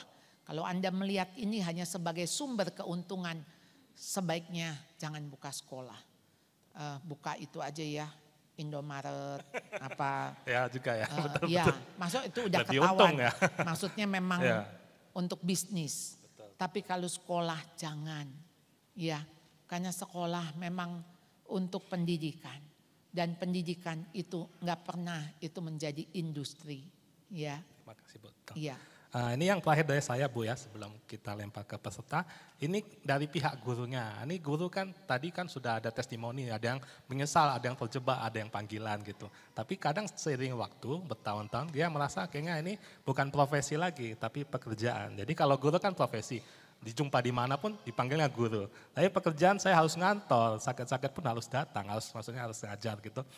Lalu karena mungkin gajinya mungkin ya pendapatannya agak terbatas, jadi itu terbawa ke dalam kehidupannya juga tersampaikan ke muridnya. Jadi koneksi sama muridnya kurang harmonis jadinya karena kondisi itu Bu. Jadi kira-kira pesan Ibu bagi teman-teman yang mungkin punya masalah begitu bagaimana Bu? Iya, jadi kalau ini sekedar jadi profesi, saya harus katakan ini bukan panggilan. Ini makanya kita kerja di kantor ini, pindah ke kantor itu, atau dulunya saya pegang marketing Bu, sekarang saya jadi bagian divisi ini. Saudara, guru itu adalah panggilan yang menyatu dengan hidupnya. Jadi itu sebabnya Tuhan Yesus sendiri dia menjadi guru.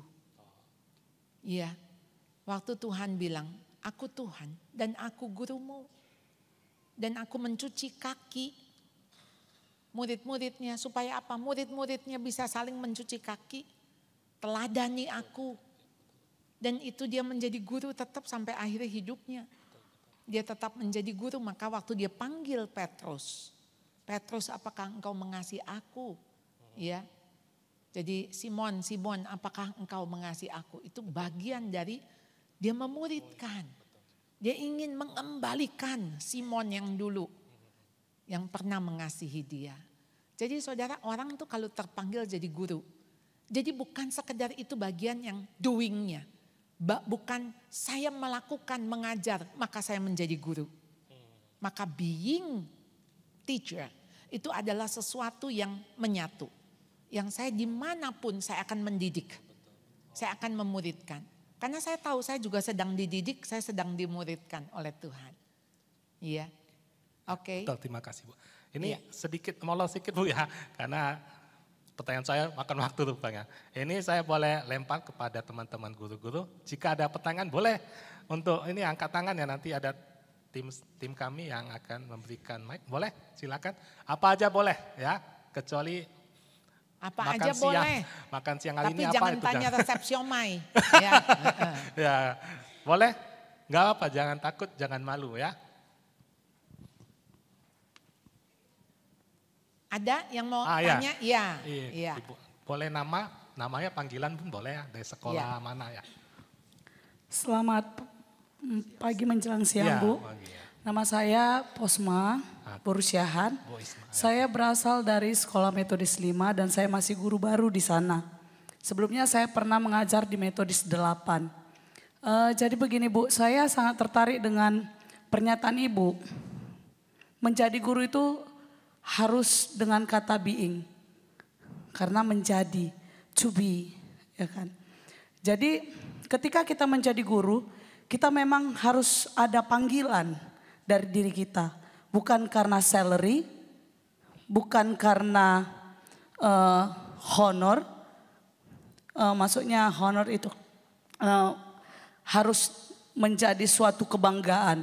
Tetapi bagi saya, ketika saya menjadi guru saya sangat bangga. Apalagi ketika saya sudah mengajar 18 tahun, saya sudah menghasilkan murid-murid yang berpotensi. Bahkan kadangkala ketika saya dipanggil Miss di tengah jalan saya sangat bangga. Tetapi di satu sisi ketika saya melakukan sesuatu hal kepada murid saya, kadangkala orang yang di sekitar saya itu tidak mendukung.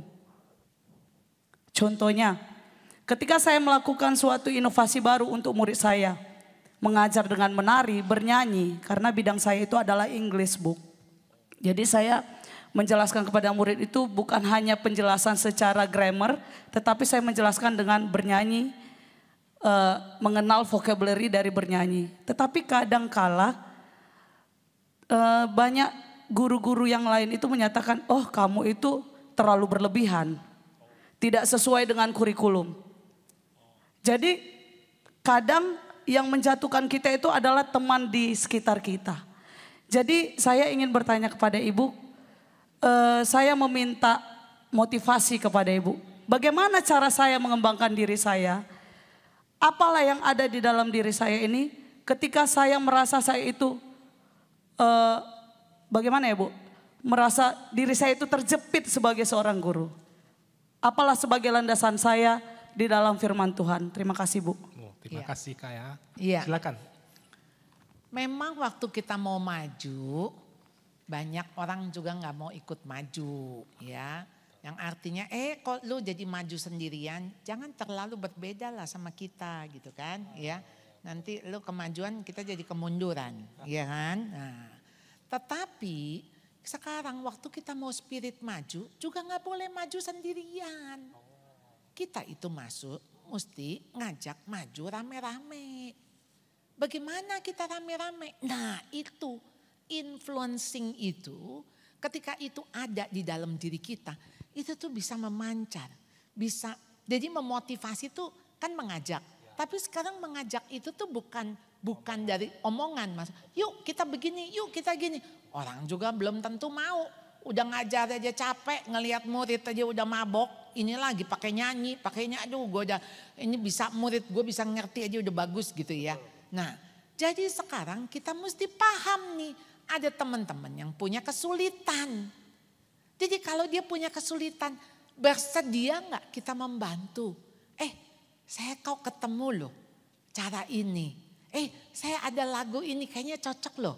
Buat kamu kan ngajar itu ya, ini nih. Kalau kamu mau pakai, waduh, saya pikir ya, kalau hati kita itu bukan cuman, ya ini kan saya mau maju, ini kan saya mau ya bagus lah begitu ya, mau benar gitu. Tapi kita tuh mikirin orang lain. Nah, begitu orang lain kebantu, kok spirit itu menular. Spirit itu menular. Menular. Coba deh Bu. Iya, karena kadang-kadang orang tidak bisa melihat, bukan dia iri, bukan juga dia malas. Dia belum melihat yang kita lihat. Nah jadi kita juga mesti sabar. Kalau kayak gini, anak-anak ini, anak-anak jadi ngerti. Oh anak-anak jadi senang. Kalau anak senang belajar, kita juga yang untung kan. Semua kelas jadi tertib, anak-anak antusias ya. Nah jadi memang apa Bu? Spirit itu Bu. Spirit. Karena kalau spiritnya kita, wah saya mau maju sendirian, saya mau ini, saya nggak peduli yang lain. Mungkin jadi ya teman-teman juga udahlah ngapain sih kita gitu-gitulah, udah biasa aja lah. Biasa aja kita setengah mati gitu. Gitu Bu. Berarti itu konflik sesama guru dengan metode pengajaran yang agak unik bagi Ibu ya, bagi orang lain. Jadi tipsnya tadi sama-sama sharing ya Bu ya, sharing. Mungkin ini cocok untuk kamu, ayo sama-sama maju begitu ya Bu ya. Ya bagus juga. Tuh, nanti jangan nanti seperti Ibu yang takut sama administrasi tadi ya, gurunya aneh jadi saya enggak mau gitu. Tapi enggak gitu ya Bu ya, muridnya kan oke lah harusnya ya. Nah, mungkin kalau indikator metodenya baik, muridnya pun terima mungkin. Nah, boleh ditularkan ya mungkin itu. Mungkin ada yang Ibu ini silakan. Nama dan terima kasih, nama saya Indah. Oh Indah tadi. Saya sudah nggak mengajar lagi di sekolah. Dulu saya pernah mengajar di sekolah, tapi saya mengajar di rumah. Nah, di dalam tadi penjelasan Ibu bahwa kita tuh calling ya, dan di dalam calling itu ada 5C dan salah satunya itu capacity, kapasitas kita. Nah, saya sekarang membantu suami saya, kami punya lembaga belajar di rumah dan saya melihat ada yang memang saya setuju bahwa memang bidang studi yang saya ajarin itu pelajaran bahasa Inggris. Tapi yang itu ya guru adalah being, kadang-kadang anaknya curhat apa gitu kan. Nah, sampai di mana kita tahu bahwa itu di luar kapasitas kita. Misalnya ada anak yang memang kita tahu dia dia kesulitan. Saya menerka anak ini disleksia. Nah, itu kan perlu penanganan khusus ya dan saya mungkin tidak mampu.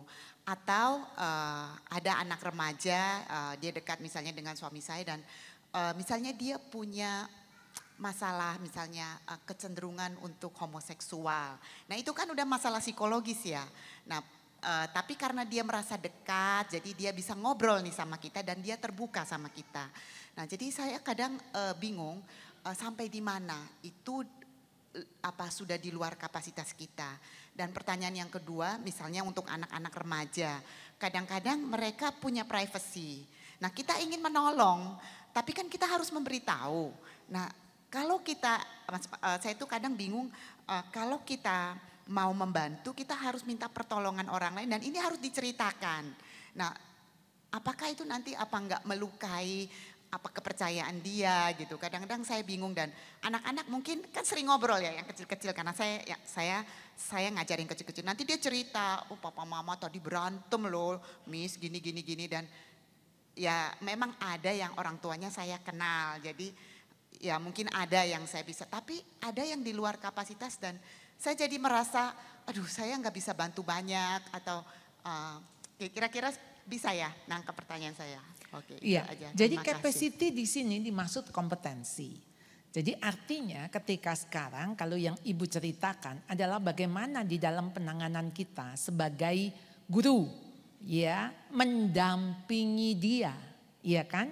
Kan ini berarti bukan lagi soal kepada materi dan sebagainya. Jadi kalau kita melihat misalnya anak ini disleksia, mungkin kita bisa ngomong sama orang tuanya, Bu, apakah bisa dicek supaya penanganan bisa tepat. Iya, karena dia ada beberapa kali saya lihat seperti ini. Apakah bisa dicek? Karena belum tentu juga apa yang kita lihat itu benar. Iya, jadi perlu profesional yang menilai. Kalau si anak bilang, oh saya punya kecenderungan homo, tentu kita mendampingi. Kita bukan bilang nanti saya ngomong sama orang tua kamu, ya dia nggak akan cerita lagi gitu ya. Ketika dia berani bercerita ini, kita sebetulnya mendampingi untuk ini. Menurut kamu apakah Tuhan betul menciptakan manusia laki-laki dengan laki-laki? Karena awalnya laki-laki dengan perempuan untuk bisa beranak cucu. Dan kita tahu perilaku homo dan sebagainya pasti ada latar belakang. Di dalam pengasuhan kah, di dalam ketika dia dibesarkan. Dan ini gak bisa ditolong hanya satu orang. Jadi gak bisa bapak nolong. Jadi memang harus ada pendampingan khusus. Pendampingan yang artinya kamu mau gak ditolong oleh profesional gitu ya. Tapi ini kita cari yang betul-betul memang sejatinya mendampingi bukan menghakimi. Karena kalau enggak kan cuma dihakimi aja. Karena kan itu kecenderungan. Dia mengalami apa? Pelecehan? Dia mengalami apa? Orang tuanya kah? Yang otoriter sehingga dia benci sekali dengan papahnya. Begitu dia benci sama papahnya, berarti dia tekan maskulinnya dia. Dia akan kembangkan femininnya. Maka dia tertarik dengan laki-laki. Jadi ada hal yang memang di dalam perkembangan seksualitinya juga mengalami goncangan tuh. Nah itu yang kita berusaha temani perjalanan itu. Paling enggak ya kita berdoa untuk kita bisa mendampingi bukan untuk kita menangani ya. Karena kan kita sendiri gak pernah nanti dia malah jatuh cintanya sama kita lagi kan. Dia ketika dia didampingin dia merasa oh iya ya Pak. Nah itu kan jadi salah ya, kontraproduktif. Ya, jadi perlu untuk kita dekati, tetap jaga kepercayaan, tapi kita tahu butuh pertolongan orang lain. Dan jangan lupa libatkan Tuhan. Itu yang memang kita tanya Tuhan, kenapa anak ini datang ke saya? Tuhan mau apa? Ya, jadi kita tanya Tuhan. Ya, nanti Tuhan juga akan pimpin perjalanan kita. Ya. Ini guru les punya andil besar juga lah Bu ya untuk iya, pertumbuhan. Karena waktunya intens sekali. Iya, jadi personal betul. Gitu. Makanya kita tuh guru punya keuntungan sama murid-murid. Karena sering ketemu. Kalau guru sekolah minggu kan cuma seminggu sekali. Betul, seminggu itu pun 1 jam sekian. Iya. Gitu. Jadi ini kita punya keuntungan, punya kesempatan untuk kita bisa intens ketemu. Iya. Agak berbangga diri juga ya jadi guru les ya. Karena ada keuntungan seperti itu Bu ya. Mungkin ada satu lagi ya. Ya Bu silakan tolong kok. Mungkin yang terakhir karena waktu juga ya, satu lagi. Yang tadi itu kok di depan. Itu Pak, di belakang. Ya, di depan. Oh ada di depan. Di belakang. Oke. Satu lagi terakhir ya. Oh ada lagi ya, oke. Sebentar ya. Ya terima kasih Ibu untuk waktunya. Saya Sri Hartini dari Sekolah Sutomo. Mencari guru, merekrut guru di zaman sekarang agak-agak susah Bu. Seperti mencari jarum dalam jerami. Iya. Jadi yang kita hire itu kadang-kadang yang mereka bukan panggilan. Ada yang daripada tidak bekerja atau ya isi-isi waktu gitulah Bu. Ada nggak Bu tips atau trik bagaimana mereka yang daripada tidak ada pekerjaan dan yang bukan bagian dari panggilan ketika mereka kita terima terus kita ubah menjadi guru yang punya panggilan. Itu yang pertama Bu. 2 boleh ya Bu. Yang kedua begini Bu. Di dalam Amsal 1 ayat yang ke-7 itu pertumbuhan perkembangan anak itu ada 3 unsur. Yang pertama pengetahuan, didikan dan hikmat. Ya kalau seyogianya kalau bisa yang 3 unsur inilah kita tanamkan di dalam pertumbuhan dan perkembangan anak. Tetapi ketika kita melakukan proses itu kadang-kadang membutuhkan seperti yang diajarkan Mazmur 23, gadamu dan tongkatmu itulah yang membimbing aku. Artinya ada didikan, ada pukulan dalam bentuk gada tanda kutip supaya mereka tetap berjalan lurus di jalannya Tuhan. Tapi melihat zaman yang sekarang pakai pukulan itu sepertinya sudah tidak zaman ya Bu. Kadang saya sebagai orang tua dari anak-anak saya, pukulan itu ada di rumah Bu jadinya. Kadang-kadang mereka juga komplain, orang tua guru di sekolah nggak bisa mah pegang pukul-pukul gitu. Jadi saya suruh mereka buka ayat ini, bahwasanya Tuhan mengizinkan kalau perlu pakai tongkat, tapi tepat pada waktunya dan jangan ingini nyawanya. Jadi sebenarnya untuk pukulan itu kadang-kadang harus benar yang Ibu bilang tadi, perlu orang tua kerjasama. Kalau di sekolah tidak bisa pakai pukulan ya minimal orang tua untuk kasus-kasus yang memang sangat membawa anak-anak kita kadang-kadang lari dari jalurnya. Karena di depan kita mereka hanya beberapa jam.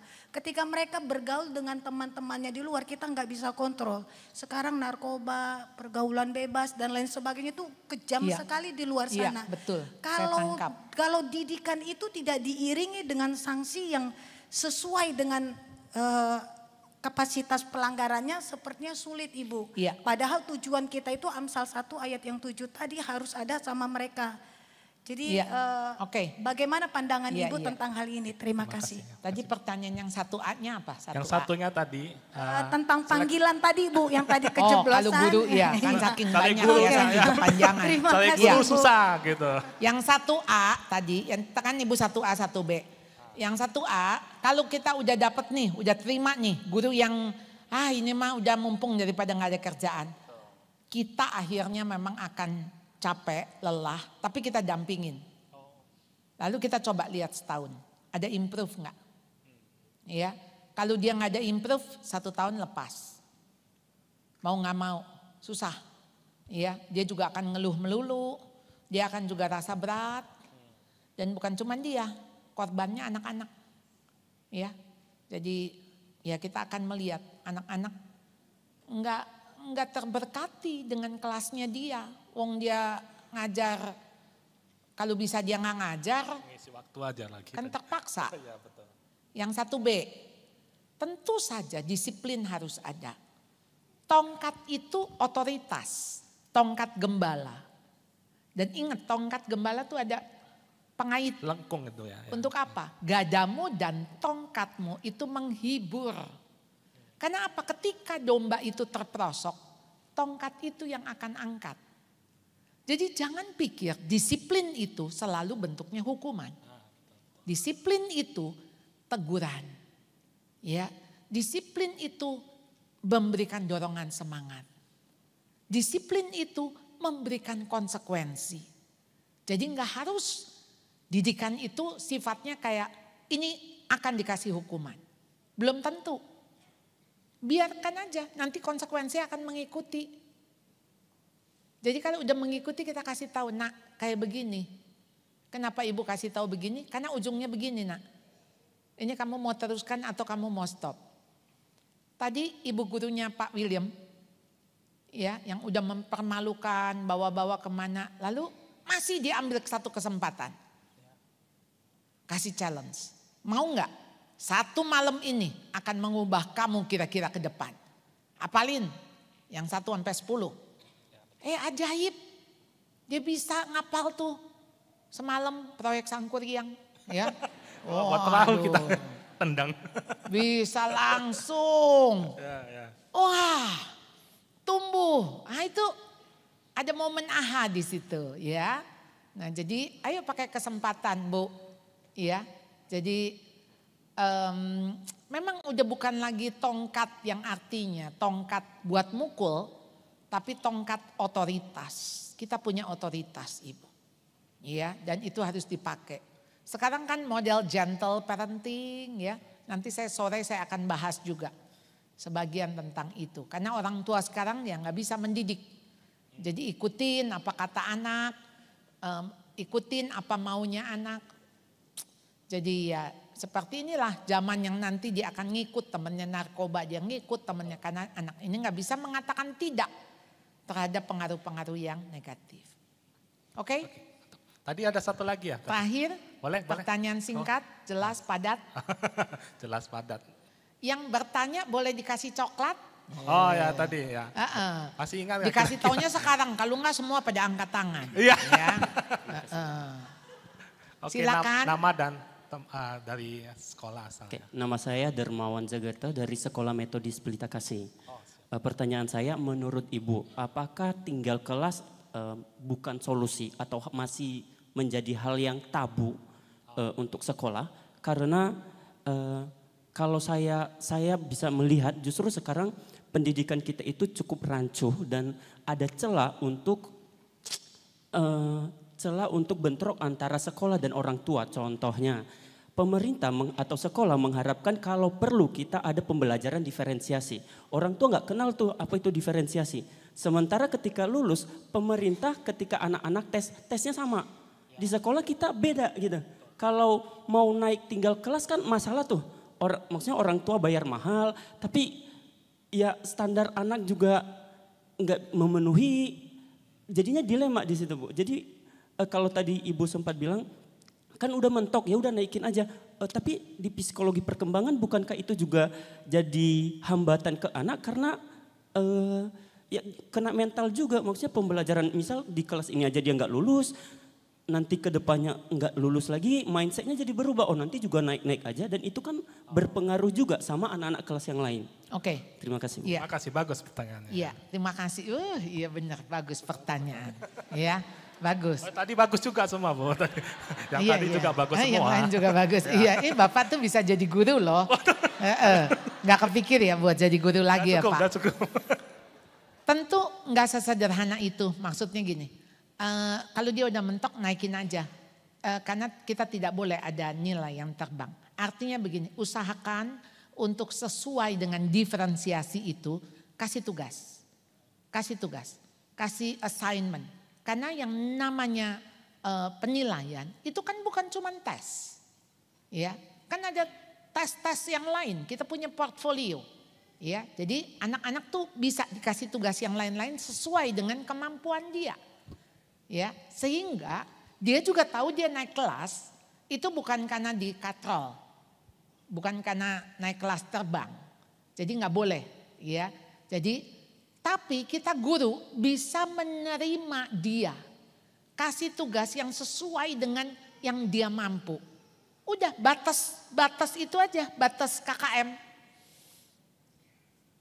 Karena apa? Kedepannya tuh kita nggak tahu. Dia itu bakal jadi apa dan bagaimana. Jadi naik kelas, kalau nggak betul-betul tuh anak butuh untuk ngulang, ya jangan ngulang lah. Jadi bukan hukuman. Boleh gak sih gak naik kelas tuh gini.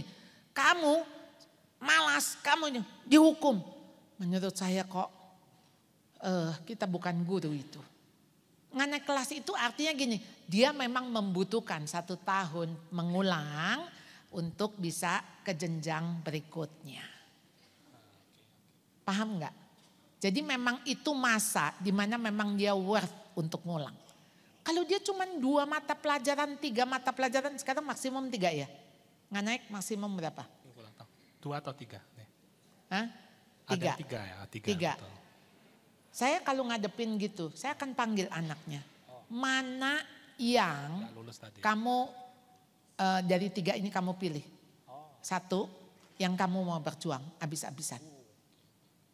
Supaya kamu bisa lolos. Fair enough lah ya. Iya. Ya kayak Bapak dikasih tantangan. Bisa nggak semalam perkalian gitu kan? Mau sih. Ya artinya maksudnya kasih encourage. Kesempatan ya. Lalu kasih tahu dia. Kamu merasa worth ngulang 1 tahun. Nah kalau dia begini, saya emang mau ngulang. Oh iya emang kasih dia ngulang. Artinya maksudnya kalau dia mengeraskan hati loh. Ya seperti bebal gitu ya. Berarti ini bukan soal kepintarannya, soal bebal hatinya. Tapi itu pun bebal sama kayak domba ya yang Tuhan patahkan kakinya. Jadi ketika domba itu tersesat, kan mungkin domba itu lagi. Tuhan patahkan, itu gembala di zaman itu ya. Lalu kemudian digendong, dibebat, digendong. Dan itu selama domba itu digendong, itu dekat di hatinya gembala. Jadi gini, kalau anak itu sampai nggak naik kelas, mau nggak kita bebat dan kita gendong. Untuk 1 tahun itu dia mengalami lompatan, lonjakan. Di sini ngomong-ngomong ada nggak yang nggak pernah naik kelas? Ada nggak yang pernah nggak naik kelas? Ya nggak pernah naik kelas. Naik semua? Makanya jadi guru semua Bu. Oh, naik kelas berarti semua. sekolahnya nggak ada yang ada. Oh ada. Ibu, nggak naik kelas berapa TK? Hah? Oh kelas 1 nggak naik? Kelas 1. Aduh. Oh iya tuh, gara-gara nggak naik kan, jadi juara 1 terus. Oh iya tuh. Wah, cum laude. Iya, makanya si ibu berani angkat tangan. Betul. Itu contoh nyatanya. Ending story-nya bagus. Iya. Ya kan, coklat.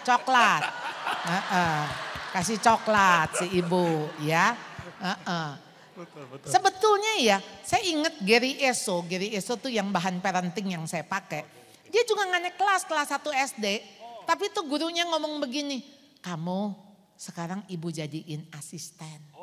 Ya, biarin temen kamu naik kelas 2, kamu jadi asisten ibu ya di kelas 1 ya.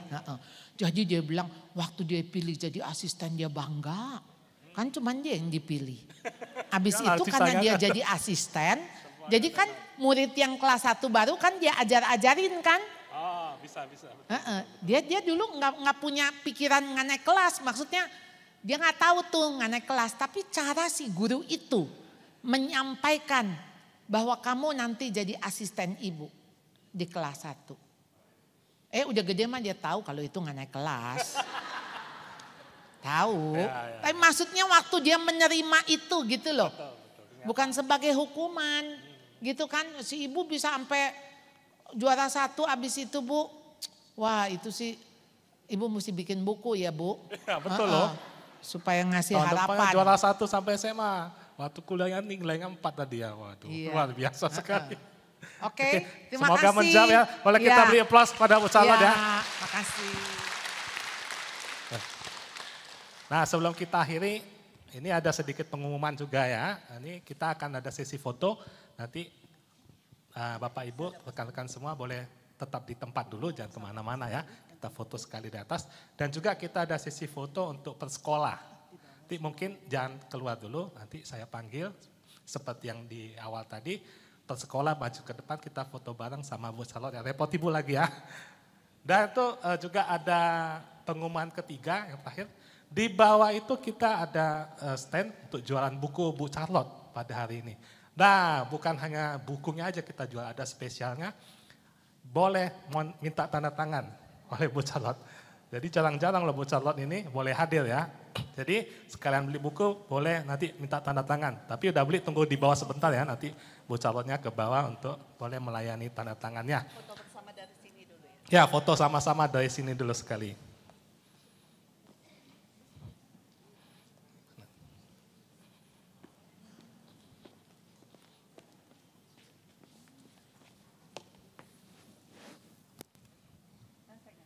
Oh, ntar ya, ada tim dari Kompak boleh mengisi.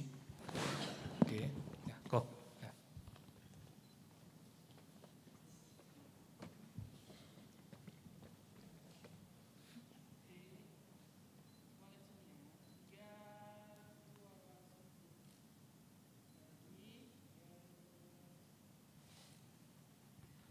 Oke, oh belum. Oh, doa penutup. Oh, HP ya. Sebentar ya, ini foto dari biar masuk ke ini dia. Friendster.